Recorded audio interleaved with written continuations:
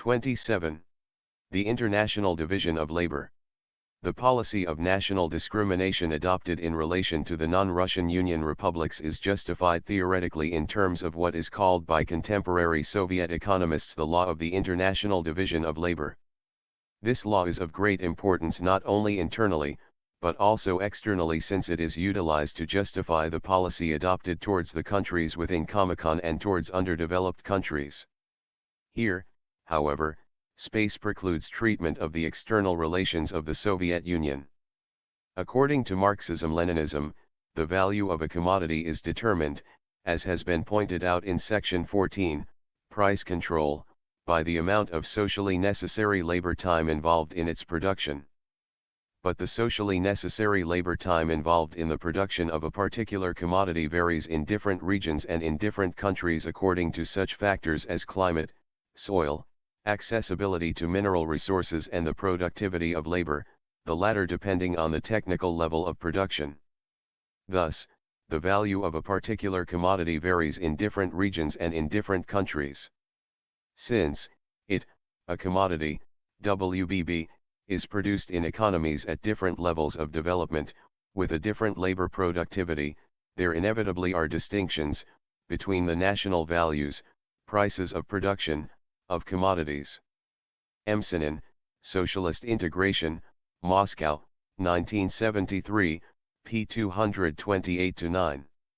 Thus, the British economist David Ricardo, 1772-1823, held that, under a completely free system of international trade, each country would produce precisely those commodities which it was capable of producing at minimal value, i.e., with the expenditure of a minimum amount of socially necessary labor.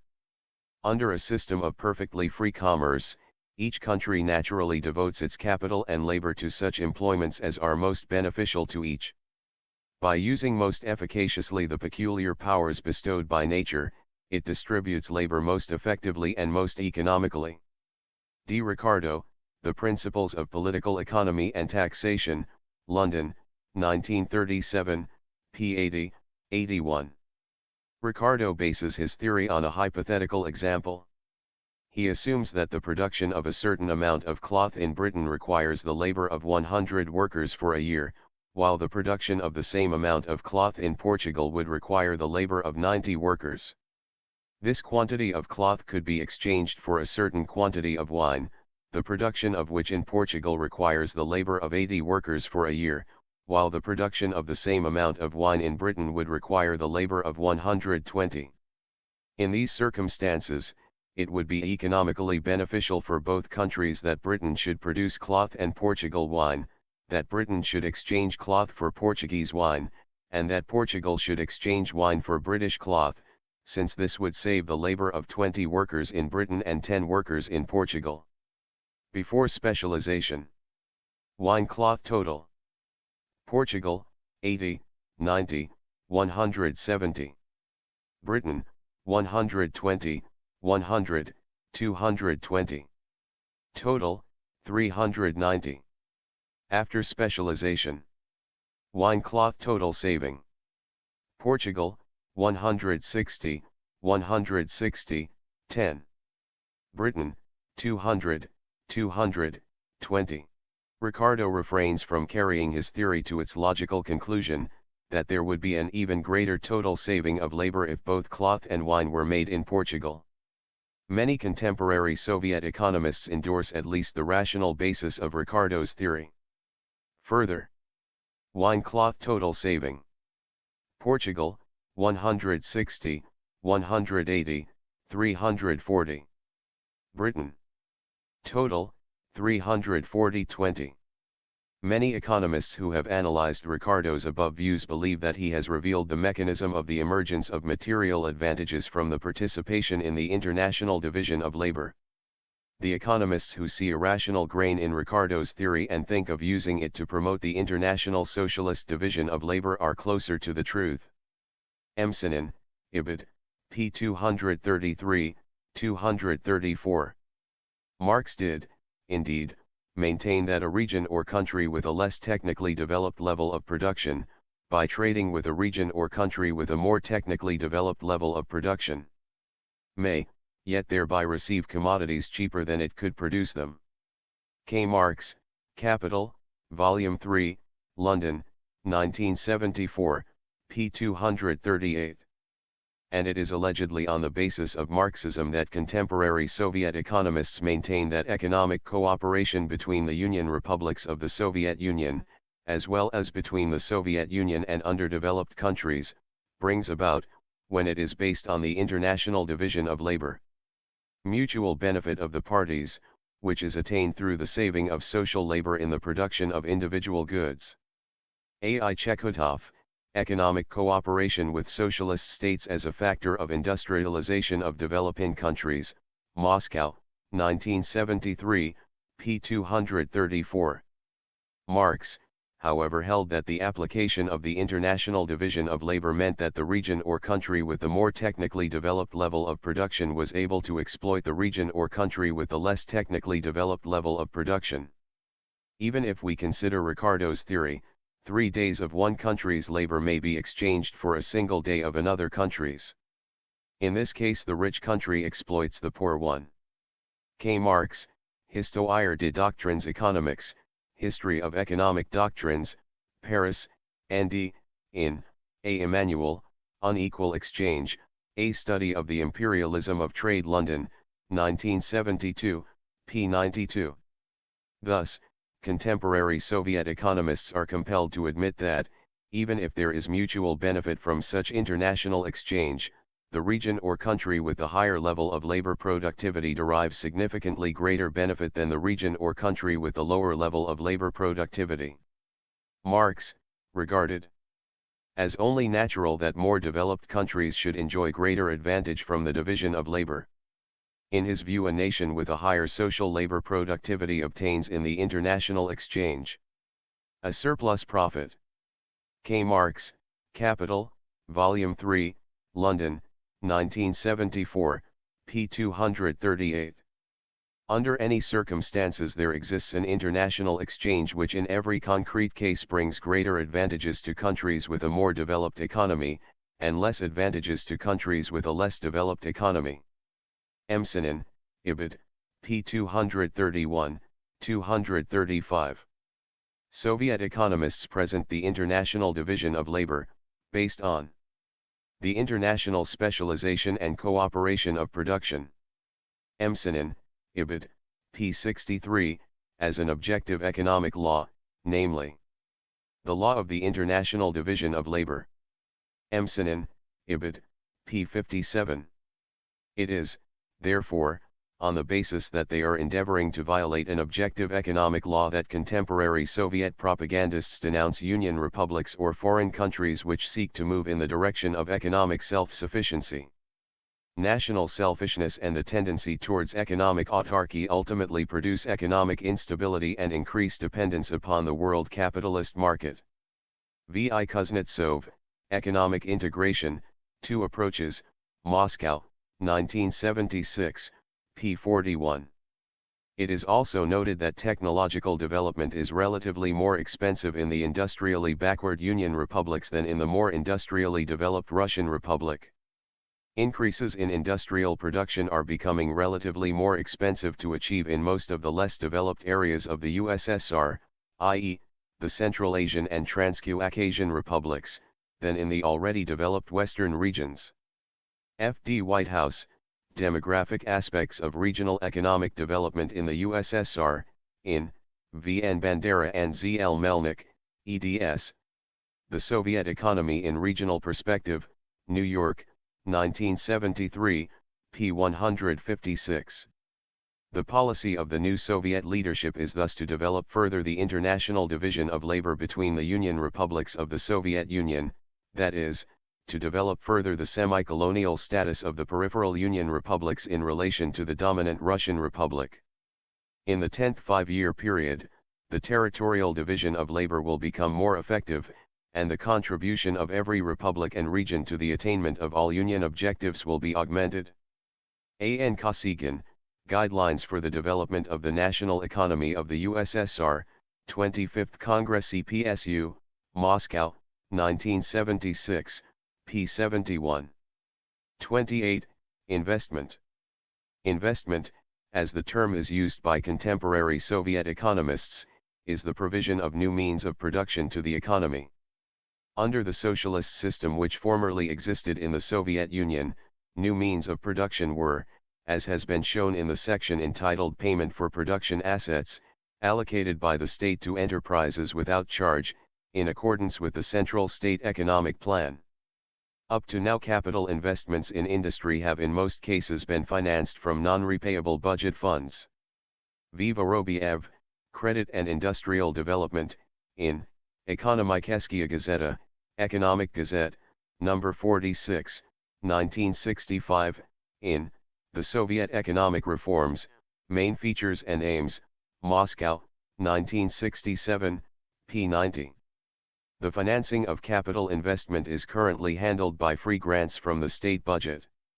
A. N. Kosygin, on improving industrial management, perfecting planning and enhancing economic incentives in industrial production, in Izvestia, News, September 28, 1965, in M. E. Sharp, edition, Planning, Profit and Incentives in the USSR, Volume 2, New York, 1966, p. 23.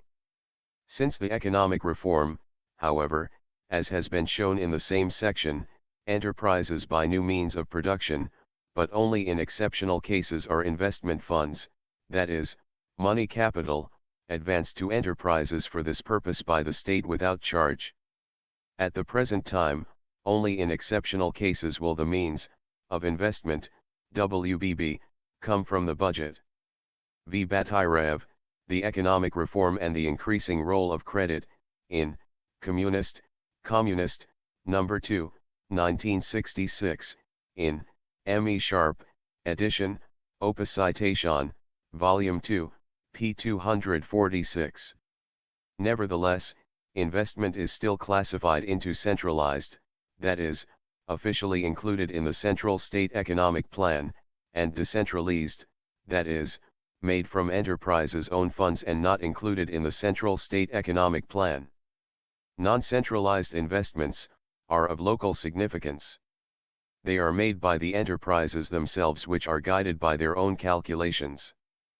P. G. Bunnik, Methods of Planning and Stimulation, in Soviet Economic Reform, Progress and Problems, Moscow, 1972, p. 37. In 1969–70 some 80% of total investment was classified as centralized and about 20% as decentralized, and it was intended that the proportion of decentralized investment should increase. At present, non-centralized investments make up about 20% of total investments. But as the reform is deepened, this share will grow. T.S.K. Kacharov, The Economic Reform and Efficiency of Investments, in Soviet Economic Reform, Progress and Problems, Moscow, 1972, p. 156. In accordance with the decision of the September, 1965, WBB, plenary meeting of the CPSU Central Committee, the volume of decentralized capital investments is being expanded considerably. P. Bunnik, Economic Stimuli to Increase the Effectiveness of Capital Investments and the Output-to-Capital Ratio, in Voprozy Ekonomiki, Problems of Economics, No. 12, 1965, in M. E. Sharp, edition, Opposition, Volume 2, p. 185–6.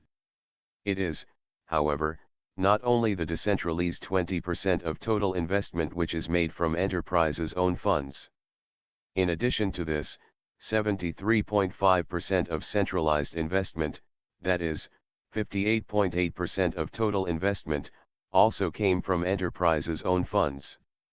Ussr, Long-Term Credit in Industry, in Voprozy Ekonomiki, Problems of Economics, No. 6, 1970, in Problems of Economics, Volume 13, No. 8, December 1970, p. 46.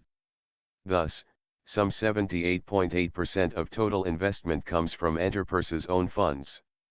For the purpose of making such investments, each enterprise is obliged to set up a production development fund.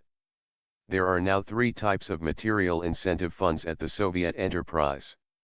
C. A production development fund designated for investment by the enterprise. V. Mbatyrev, commodity-money relations under socialism, in The Soviet Planned Economy, Moscow, 1974, p. 172. On the average, 65% of an enterprise's production development fund is formed from depreciation allowances, state-determined allowances for wear and tear of existing means of production, deducted from the enterprise's gross income before profits are calculated. R. Krylov, L. Rochtin and D. Tsarev, on the procedure and conditions for changing to the new system, in Planovi Hozyayestvo, Planned Economy, No. 4, 1966, in M. E. Sharp, edition, Opus Citation, Volume 2, p. 267. On the average, 40% of depreciation allowances are transferred to the enterprise's production development fund, the remaining 60% going to the state. R. Krylov, L. Rochtin and D. Tsarev, Ibid, p. 267. Thus, depreciation charges are the most important source of enterprise funds for financing investments. K. N. Plotnikov, Soviet Finance and Credit, in The Soviet Planned Economy, Moscow, 1974, p. 218. On the average, the remaining 35% of an enterprise's production development fund comes from, firstly, transfers from profits, and secondly, proceeds from the sale of superfluous means of production.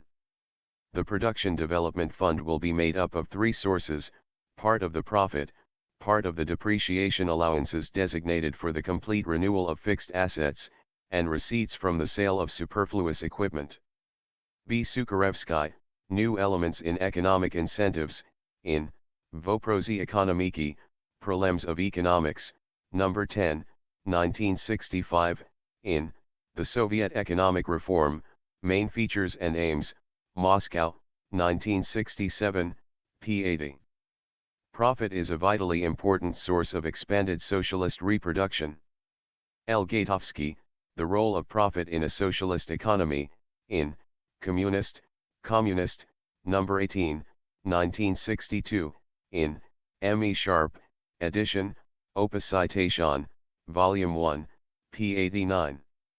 The role of profit will also be reinforced as a source of the reproduction of fixed assets in the enterprises.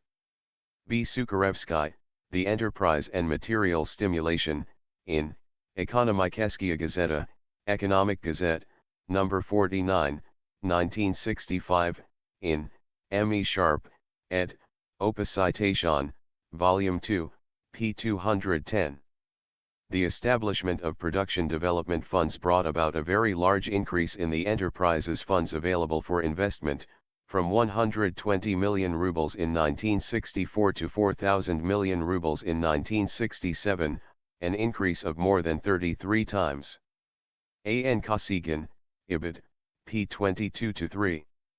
Furthermore, between 1966 and 1970 enterprises' production development funds rose, on average by 6 times. N. Y. Drojichinsky, The Economic Reform in Action, in Soviet Economic Reform, Progress and Problems, Moscow, 1972, p. 207. Any investment made by an enterprise over and above the funds available in its production development fund must, as has been shown in the sections entitled Payment for Production Assets and Credit and Interest, normally be obtained in the form of bank credit, repayable by the enterprise with interest. Expenditures for the reconstruction and expansion of existing enterprises will come not only from their own resources but also from long-term bank credits. Moreover, the intention is to extend long-term loans for the construction of new enterprises in instances when credit will be repaid in a relatively short period after the installations go into operation. According to preliminary calculations, more than half of the present total volume of capital investments, 20 to 25,000 million rubles, can be effectuated through credit. V. Garbuzov, Finances and Economic Stimuli, in Ekonomikeskiya Gazeta, Economic Gazette, Number 41, 1965, in M. E. Sharp, edition, Opus Citation, Volume 2, p. 54. The reconstruction of existing enterprises will be fully financed from profits, amortization, i.e., depreciation allowances, WBB, and bank credits. V. Batirev, The Economic Reform and the Increasing Role of Credit, in Communist, Communist. Number 2, 1966, in M. E. Sharp, edition, Opus Citation, Volume 2, p. 246. Credit is a much more advantageous way of financing than non-repayable budget funds. Under the new conditions of economic management, new enterprises will be built on credits supplied by the Stroybank, provided that the outlay be repaid within 5 years from the time the project goes into operation. The reconstruction and extension of existing plants and factories will be financed partly from the profit and depreciation allowances for complete restoration of fixed assets and partly from Stroybank credits. V. Vorobiev, Ibid, p. 90-1. Investments in enlarging and modernizing operating enterprises will be increasingly made on account of the Production Development Fund and back credits. Moreover, industry's own resources and long-term bank credits will serve as sources of investment in new enterprises which recoup with their own profit the invested resources in periods of up to 5 years. T.S.K. Kacharov, Ibid, p. 156. Investments are financed first of all out of funds owned by the enterprises, organizations and construction sites. If these are insufficient, then bank credits are allocated. K. N. Plotnikov, Ibid, p. 217-8.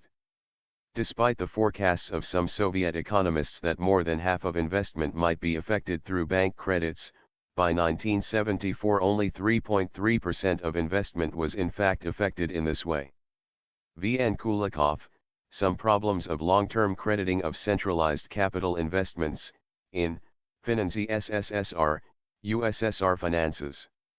Number 5, 1974, in Problems of Economics, Volume 17, Number 10, February 1975, p. 61. The basic reason why bank credit came to constitute such a very small proportion of investment was the high profitability of the majority of existing enterprises, which makes it possible to make capital investments from their own resources. V. N. Kulikov, Ibid, p. 61. Indeed, one of the aims of establishing a sufficiently high rate of interest on bank credits was to encourage enterprises to finance their investment from their own funds. Credits for capital investments in industry will encourage mobilization of the enterprise's own reserves. V. Vorobiev, Ibid, p. 91. In other words, one of the cardinal aims of the economic reform was that enterprises should adopt the principle of total self-financing.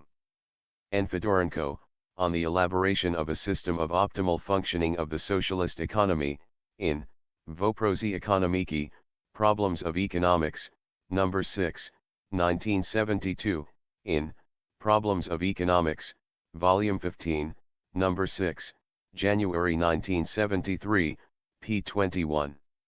Cost accounting has essentially widened the sphere of self-sufficiency. Self-sufficiency means that an enterprise itself finances its current and long-term expenditures and obtains a profit on a scale which ensures extended socialist reproduction. P. G. Bunnik, Methods of Planning and Stimulation, in Soviet Economic Reform, Progress and Problems, Moscow, 1972, p. 51-2. Only previously in Nazi Germany have enterprises attained the degree of self-sufficiency, of relative independence of bank credit, enjoyed by the majority of enterprises in the contemporary Soviet Union. The 1933 legislation had encouraged internal financing by tax privileges and tax exemptions. For 1938 we reach a figure of nearly 5,000 million marks undistributed profits. Industry is no longer indebted to banks.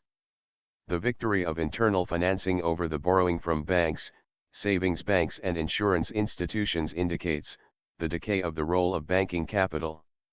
That decline is a universal trend.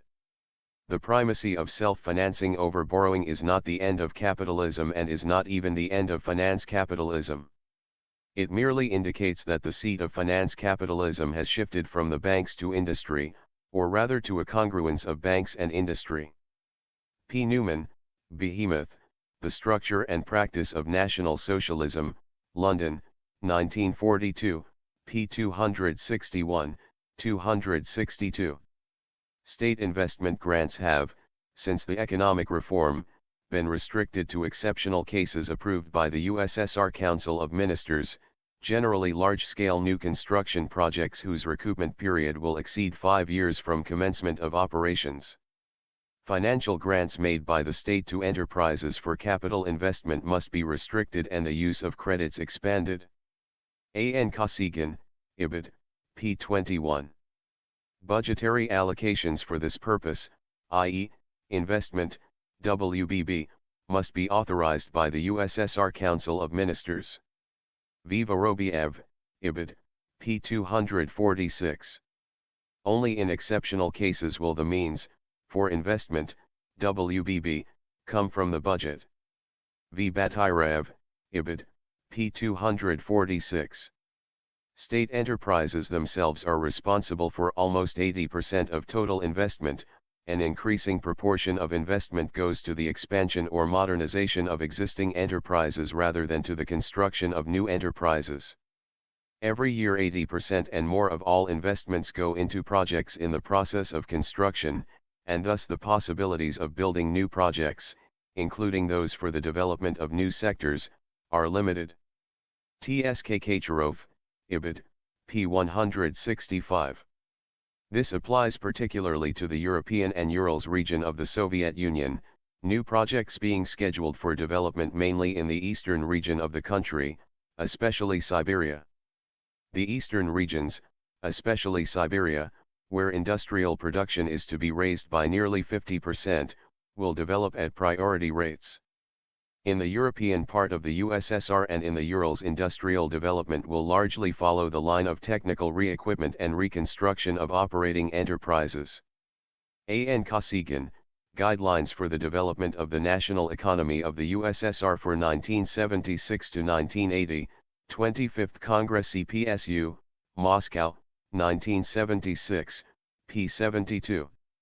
Investment is classified by contemporary Soviet economists into extensive, involving an expansion of the labor force, and intensive, bringing about a rise in the productivity of labor but not involving an expansion of the labor force, indeed, possibly permitting a reduction in the labor force. Investments in the expansion of production can schematically be divided into two parts. One of them goes for increasing the quantity of the means of labor. To set into motion these new productive capacities, new workers, engineers and technicians are needed. The other part of investments goes into extended reproduction for replacing the operating means of labor by technically more improved ones, WBB, which raise labor productivity. These investments do not demand additional manpower, moreover, they make it possible to release manpower. These types of investments may conventionally be called extensive, requiring new manpower, and intensive, which ensure a rise in labor productivity and release manpower. T.S.K. Kacharov, Ibid, p. 152. National income can grow mainly on account of additional investments, an increase in the workforce as a whole and the number of persons employed in the sphere of material production. This is the extensive method of development. But there is also another way, the intensification of social production. This can be achieved by replacing existing equipment with new technically advanced machinery and by attaining, on the basis of new technology, a rise in labor productivity and a saving of material, manpower and financial resources. This way is more efficient and therefore preferable. D. A. Alekverdian, National Income and Income Distribution in the USSR, in The Soviet Planned Economy, Moscow, 1974, p. 85. In determining its investment policy, an enterprise is, of course, guided by its assessment of what will maximize its rate of profit. In making investments on account of its own development fund or bank credit, an enterprise will choose alternatives which enable it to increase profit and raise the level of profitability. Of all the alternatives, an enterprise will choose one that provides for the biggest rise in profitability. Tsk Kacharov, Ibid, p. 156. In view of the huge scale of investments, great significance attaches to their economic efficiency, i.e., choosing the most favorable trends in construction, ensuring the biggest returns per unit of investments. K.N. Plotnikov, Ibid, p. 217. Despite the great increase in the size of enterprises' funds available for investment, since the economic reform the growth rate of investment has declined markedly, as follows. Year growth rate. 1966 to 70, 43%. 1971 to 75, 42%. 1976 to 80, planned, 25%. Soviet economy forges ahead, Moscow, 1973, p. 16. A.N. Kosygin, Ibid, p. 11, 69. This is, of course, in line with the practice of orthodox capitalist countries in conditions of monopoly, where maximum profitability often accrues from continuing to operate means of production after they have become obsolescent. The decline in the growth rate of investment has been associated with a decline in the growth rate of industrial output. Year growth rate. 1966 to 70, 50%. 1971 to 75, 47%. 1975 to 80, planned, 35 to 39%. Soviet economy forges ahead, Moscow, 1973, p. 160. A.N. Kosygin, Ibid, p. 29. And with a decline in the growth rate of national income. Year growth rate. 1966 to 70, 41%. 1971 to 75, 39%. 1976 to 80, planned, 24 to 28%. D.A. Olekverdian, Ibid, p. 88, A.N. Kosygin, Ibid, p. 29.